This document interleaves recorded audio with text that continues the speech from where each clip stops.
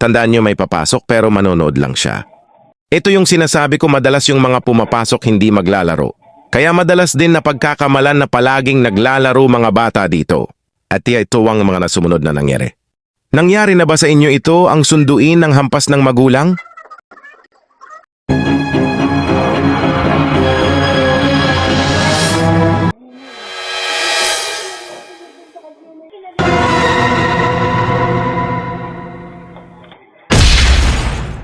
Unahin nyo kasi pumasok sa school, ayan, bawal ka na tuloy pumasok sa computer shop, pero baka sa ibang computer naman siya maglaro. Unahin nyong mag-aral kung may pang-aral kayo. Yung iba walang pang-aral pero gustong mag-aral.